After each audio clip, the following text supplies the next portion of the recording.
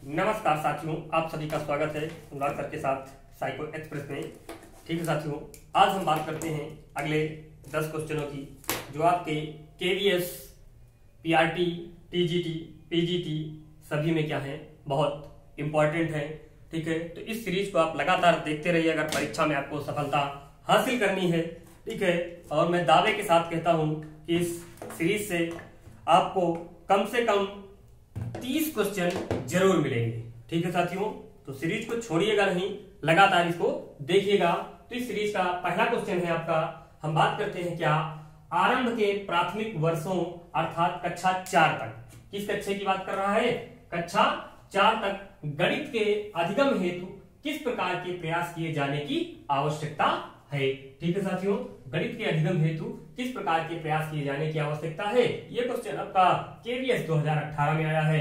पहला क्या है, अधिगम कठिनाइयों का क्या करना है, निदान करना है। ठीक है, दूसरा क्या है, संवर्धित पाठ्यक्रम तैयार करना है। तीसरा है पाठ्यक्रम कौशलों को क्या करना है, पूरा करना है। और चौथा है कक्षा जाने में नियमितता सुनिश्चित करना है। यानी इसमें से कौन सा ऐसा ऑप्शन है जो क्या कर रहा है, इससे संबंधित है। ठीक है, जो महत्वपूर्ण भूमिका निभा रहा है, तो कौन सा है आपका, यानी संवर्धित पाठ्यक्रम। ऐसा पाठ्यक्रम तैयार करा जाए कि गणित के अधिगम हेतु, ठीक है, कि प्राथमिक वर्षों के आरंभ के वर्षों में बालक को गणित क्या हो, आसानी से समझ में आ जाए। ठीक है, तो कैसा पाठ्यक्रम होना चाहिए, संवर्धित पाठ्यक्रम होना चाहिए। ठीक है साथियों, कैसा पाठ्यक्रम होना चाहिए, संवर्धित पाठ्यक्रम होना चाहिए। ठीक है साथियों, ठीक है साथियों, अगला क्वेश्चन क्या कह रहा है कि निम्न में से कौन शिक्षा के अवसर में समानता की महत्वपूर्ण बाधाएं हैं। ठीक है, यानी कौन सा अपना शिक्षा का अवसर है जिसमें समानता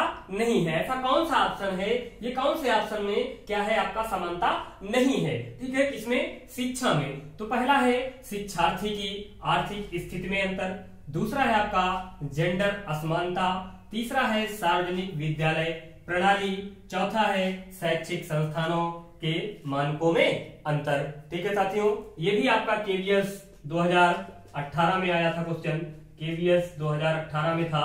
ठीक है साथियों, तो अब इसमें कह रहा है कि ऑप्शन क्या आपका ए और डी होगा, कि आपका ए बी सी होगा, कि आपका ए बी और डी होगा, कि आपका ए बी सी डी चारों होंगे। ठीक है साथियों, तो बताइएगा इसमें से कौन सा ऐसा है कि जो शिक्षा के अवसर में समानता की महत्वपूर्ण बाधा है। ठीक है, तो कौन सी बाधा है, तो बाधा क्या है आपका, शिक्षार्थी की आर्थिक स्थिति में अंतर होती है, तब भी क्या है, समानता में क्या होती है, बाधा आ जाती है। ठीक है, जेंडर असमानता।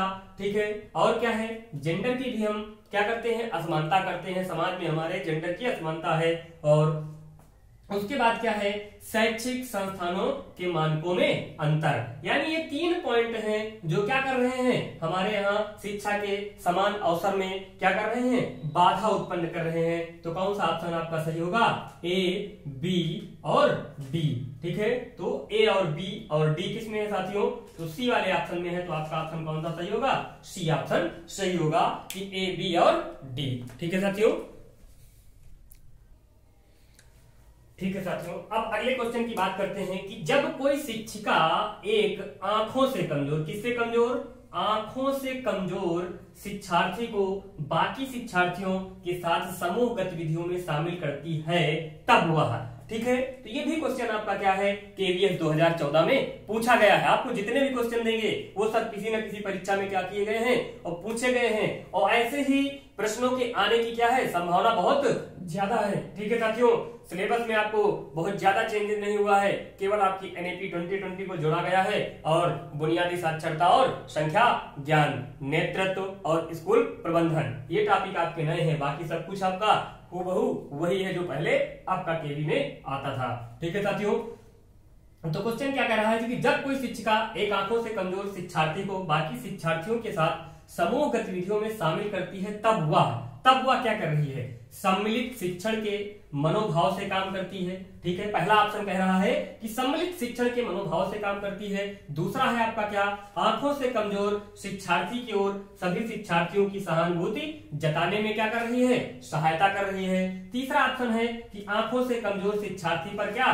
संभवतः क्या डाल रही है, दबाव डाल रही है। और चौथा ऑप्शन आपका कह रहा है कि कक्षा शिक्षण में बाधा उत्पन्न कर रही है। ठीक है साथियों, तो क्या होगा इसमें, क्या होगा आप अपने हिसाब से बताइए। ठीक है, एनसीईआरटी किसकी बात कर रहा है या एनईपी 2020 किसकी बात कर रही है, तो किसकी बात कर रही है, समावेशी शिक्षा की। तो समावेश कहां पे हो रहा है, पहले ऑप्शन में क्या हो रहा है, समावेश हो रहा है कि सम्मिलित शिक्षण के मनोभाव से क्या कर रही है, काम कर रही है। आंखों से कमजोर विद्यार्थी तो है, लेकिन वो सभी के साथ क्या कर रही है, सामूहिक रूप से क्रिया करा रही है, इसलिए वो कौन सा काम कर रही है, सामूहिक यानी सम्मिलित शिक्षा की क्या कर रही है, बात कर रही है। यानी आपका क्या है, समावेशी शिक्षा की यहाँ पे क्या की जा रही है, बात की जा रही है। तो समावेशन के अनुसार से आपका क्या होगा, पहला पॉइंट सही होगा कि सम्मिलित शिक्षण के मनोभाव से वो क्या कर रही है, काम कर रही है। ठीक है साथियों, अब अगला क्वेश्चन देखते हैं आपका।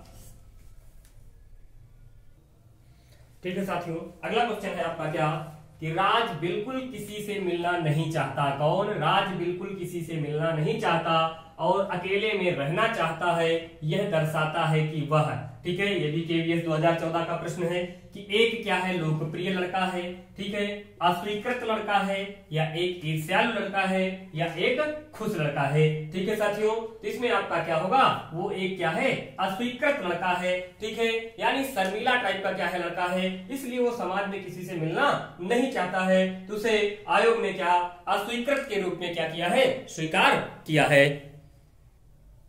ठीक है साथियों, अगला क्वेश्चन आपका क्या कह रहा है कि निम्न में से कौन सा विकल्प शैक्षिक अवसर की असमानता के कारण के अंतर्गत नहीं आता है। ऐसा कौन सा विकल्प है जो शैक्षिक अवसर की असमानता के कारण के अंतर्गत नहीं आता है। तो पहला ऑप्शन है कि लड़के और लड़कियों की शिक्षा में असमानता, ये तो असमानता के कारण में आ गया। ठीक है, दूसरा है घर के माहौल में अंतर, ये भी क्या है, असमानता के कारण आ गया। ठीक है, कक्षा और जाति भेद, ये भी क्या है, शैक्षिक अवसर की असमानता का क्या है, कारण है। ठीक है, तो कौन सा कारण नहीं है, तो शिक्षा के लिए मानक राष्ट्रीय प्रणाली की उपस्थिति, यही आपका ऐसा ऑप्शन है जो क्या कह रहा है कि आपका क्या है, शैक्षिक अवसर की असमानता के कारण के अंतर्गत नहीं आता है। बाकी सभी क्या है, शैक्षिक अवसर की असमानता के कारण के अंतर्गत आते हैं। ठीक है साथियों, ठीक है साथियों, अगला क्वेश्चन है आपका क्या कि समावेशी शिक्षा के विकास में चुनौतियां और बाधाएं क्या हैं। ठीक है, पहला है आपका क्या, कठोर स्कूल प्रणाली, दूसरा है सहयोग की कमी, तीसरा है अपर्याप्त अनुचित राज्य प्रावधान, और चौथा है इनमें से कोई नहीं। ठीक है, तो पहला ऑप्शन आपका क्या कह रहा है कि केवल डी ऑप्शन सही है, दूसरा आपका कह रहा है कि बी और सी सही है, तीसरा कह रहा है कि केवल ए और बी सही है, और चौथा कह रहा है कि केवल ए, बी और सी सही है। ठीक है, तो समावेशी के विकास में कौन कौन सी चुनौतियां और बाधाएं हैं। ठीक है, तो देखते हैं। कठोर स्कूल प्रणाली, ये क्या है, आपकी क्या है, बाधा है। ठीक है, सहयोग की कमी, ये भी आपकी क्या है, बाधा है। ठीक है साथियों, अपर्याप्त अनुचित राज्य प्रावधान, ये भी क्या है, आपकी बाधा है। ठीक है, तो कौन सा ऑप्शन सही होगा, आपका ऑप्शन नंबर 4 यानी ए, बी और सी। ठीक है, ये सभी क्या है, आपके समावेशी शिक्षा की चुनौतियां और बाधाएं हैं। ठीक है साथियों, अगला क्या कह रहा है कि समावेशी शिक्षा के कार्यान्वयन के लिए कौन सा आवश्यक है, यानी कौन कौन सी चीजें, दो चीजें हैं जो समावेशी शिक्षा के लिए आवश्यक है। कौन सा, शिक्षक शिक्षा या स्कूल का नेतृत्व। ये पूछ रहा है कि समावेशी शिक्षा के लिए कौन सा अंग आवश्यक है। तो क्या केवल ए आवश्यक है, कि ए और बी दोनों आवश्यक है, कि केवल ए आवश्यक है, ना तो ए आवश्यक है और ना तो बी आवश्यक है। ठीक है साथियों, तो बताइएगा इसमें आपका कौन सा होगा। यानी समावेशी शिक्षा का अगर कार्यान्वयन करना है तो शिक्षक की शिक्षा होनी चाहिए और स्कूल का क्या होना चाहिए, नेतृत्व होना चाहिए। तो इसमें आपका ऑप्शन सही होता है क्या, सेकंड वाला, ए और बी क्या होंगे, इसमें दोनों होंगे। ठीक है साथियों, ठीक है साथियों, अगला क्वेश्चन आपका क्या कहता है कि गुणवत्तापूर्ण शिक्षा के लिए पाठ्यक्रम ढांचा पाठ्यक्रम ढांचा को राष्ट्रीय अध्यापक शिक्षा परिषद द्वारा किस वर्ष में निकाला गया था? ठीक है साथियों, तो कब निकाला गया था? 1990 में या 1992 में या 1996 में या 1998 में। यानी पाठ्यक्रम ढांचा राष्ट्रीय अध्यापक शिक्षा परिषद द्वारा किस वर्ष निकाला गया था? तो किस वर्ष? 1998 में निकाला गया था। किस वर्ष निकाला गया था साथियों? 1998 में। ठीक है साथियों, अगला क्वेश्चन है आपका कि कौन सा? आपका अगला क्वेश्चन है